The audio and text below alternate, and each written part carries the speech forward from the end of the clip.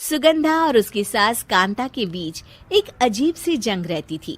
ये जंग थी किचन में कौन ज्यादा अच्छा काम करेगा और घर के सदस्यों के दिल जीतेगा। और उनकी इस जंग में हमेशा कुर्बान होते थे उनके दोनों पति। कैसे? आइए देखते हैं इस किचन पॉलिटिक्स की कहानी में। एक दिन किचन में, माँ जी, आज मैं बना रही हूँ मेथी की सब्जी। इस खाने से घर वालों के पेट की सारी समस्या खत्म हो जाएगी। और मैं बना रही हूँ तड़के वाली छाछ, जिसे पीते ही गैस की समस्या कभी नहीं होगी। दोनों अपने अपने खाने को लेकर टेबल पर पहुंच जाती हैं। तभी सुगंधा के ससुर उसकी बनाई सब्जी की तारीफ कर देते हैं।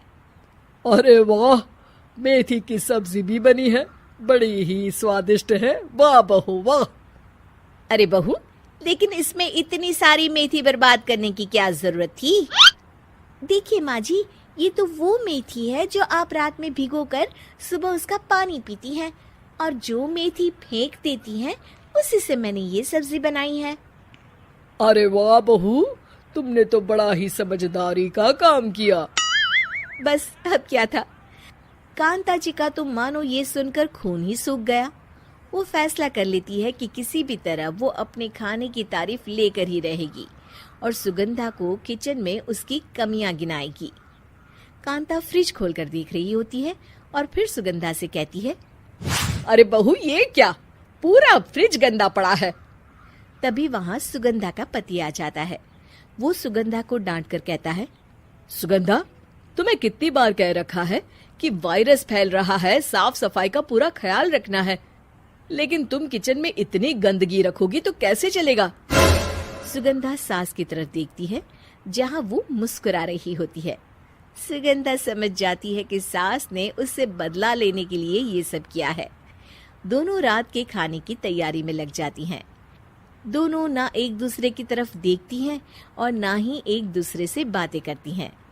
रात को खाने की टेबल पर एक एक कर दोनों कई तरह के अलग अलग व्यंजन टेबल पर लगा देती हैं और अपने अपने पति के पास जाकर खड़ी हो जाती हैं। अरे खाइए जी खाइए, मैंने बड़ी मेहनत से बनाया है।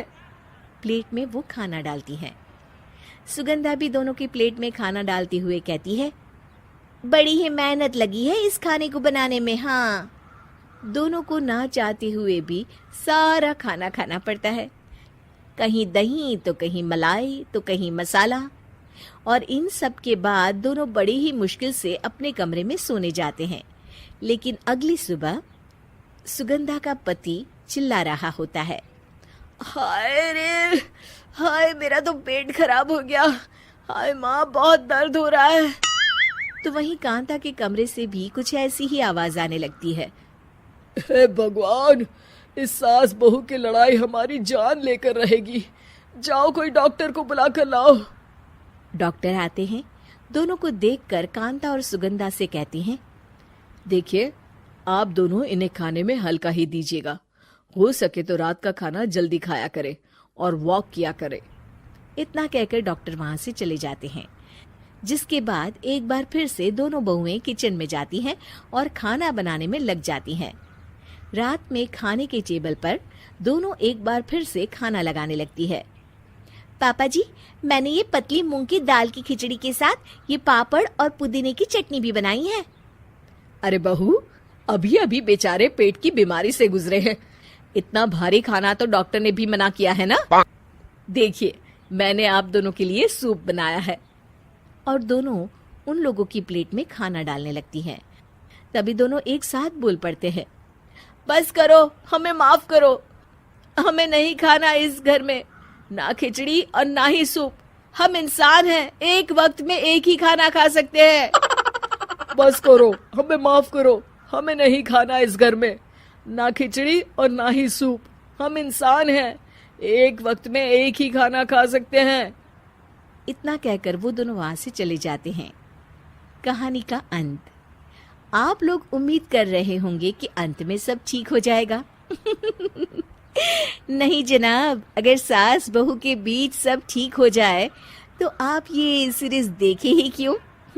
तो मजा लीजिए इस चैनल में सास बहू से जुड़ी कहानियों का, क्योंकि ये ऐसा रिश्ता है जिसकी मिठास उसकी खटास में हमेशा ज्यादा ही रहती है।